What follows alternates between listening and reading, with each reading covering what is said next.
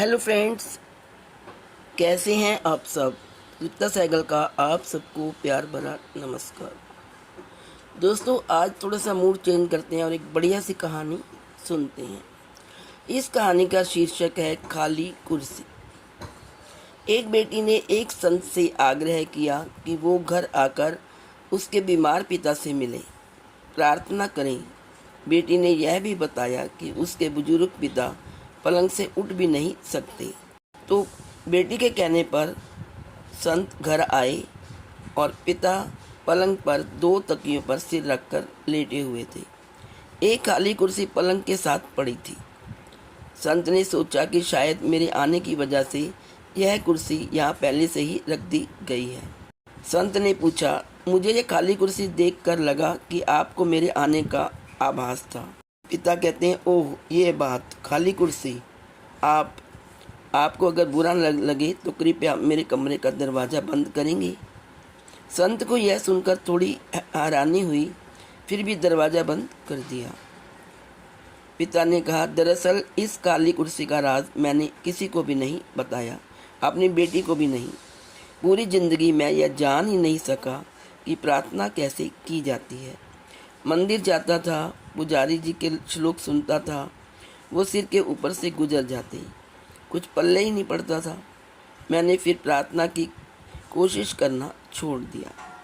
लेकिन 4 साल पहले मेरा एक दोस्त मिला। उसने मुझे बताया कि प्रार्थना कुछ नहीं, भगवान से सीधे संवाद का माध्यम होती है। उसी ने सलाह दी कि एक खाली कुर्सी अपने सामने रख लो, फिर विश्वास करो कि वह भगवान खुद ही विराजमान हैं उस कुर्सी पर। अब भगवान से ठीक वैसे ही बात करना शुरू करो जैसे कि अभी तुम मुझसे कर रहे हो। मैंने ऐसा करके देखा, मुझे बहुत अच्छा लगा। फिर तो मैं रोज़ 2-2 घंटे ऐसा करके देखने लगा। लेकिन यह ध्यान रखता कि मेरी बेटी कभी मुझे ऐसा करते देख ना ले। अगर वो देख लेती तो वो मुझे फिर साइकाइट्रिस्ट के पास ले जाती। यह सब सुनकर संत ने बुजुर्ग के लिए प्रार्थना की, सिर पर हाथ रखा और भगवान से बातें करने के क्रम को जारी रखने के लिए कहा।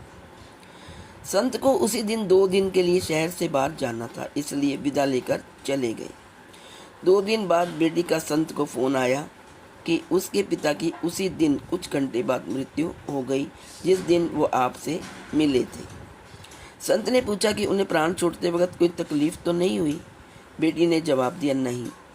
मैं जब घर से काम पर जा रही थी तो उन्होंने मुझे बुलाया, मेरा माथा प्यार से चूमा।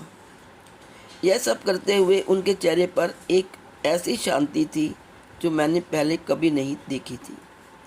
जब मैं वापस आई तो वे हमेशा के लिए आंखें मूंद चुके थे और दुनिया से विदा ले चुके थे। लेकिन मैंने एक अजीब सी चीज़ भी देखी।